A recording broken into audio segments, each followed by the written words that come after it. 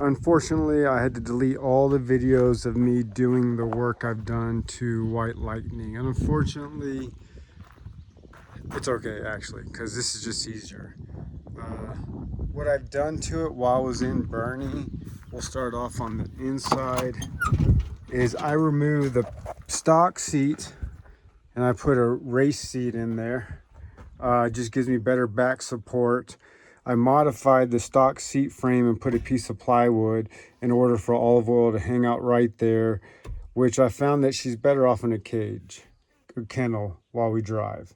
I've got a motorcycle ramp, a 8 foot, or not 8 foot, but like 6 foot, 7 foot ramp. Gets a little bit easier. It's hard for me to push upward because of my shoulder. I also put a carpet in it.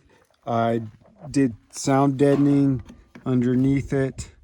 I tried to reseal a couple water leaks, and I just decided that it had done enough. There's a water leak down here, there's a water leak from here, there's a water leak from up there, there's a couple water leaks over there. So basically I didn't put the seal plates back in so I can easily lift up the carpet if it gets wet and it'll dry out. But what that did do is that made it a lot more quiet and comfortable for Olive Oil. So all the time spent was well worth it. And I've got 200 bucks in this whole, no, actually I don't. Because I bought another pair of seats off of Facebook Marketplace that didn't work. I didn't like the way they felt. So it probably cost me about 500 bucks in all actuality to get this seat in. And like 4 days worth of work. So, yeah. Also what we did was I mounted a Yeti 65 on this side, a Yeti 45 on the other side, which you'll see.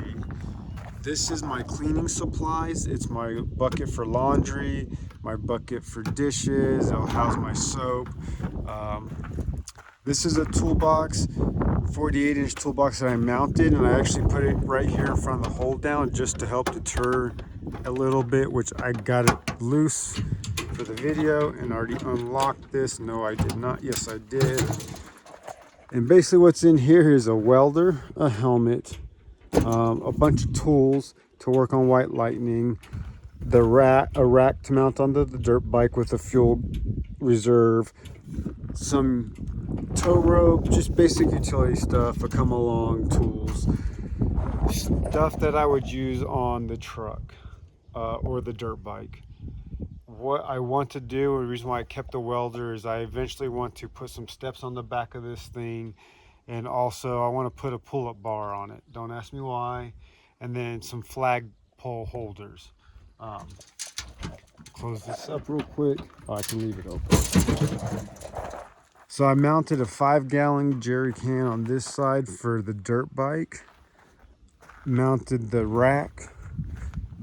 On this side, I have mounted a 5-gallon jerry can for diesel, the Yeti 45. This is a 30-inch toolbox, which I have camping supplies and cooking supplies in. And what I told myself is if it doesn't fit in these two toolboxes, I don't need it.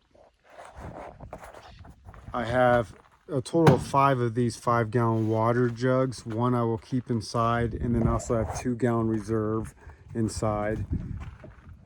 There's also a 10-gallon tank for the sink, or if I'm at a campsite, I can hook up to city water. Don't know if it works, but we'll see.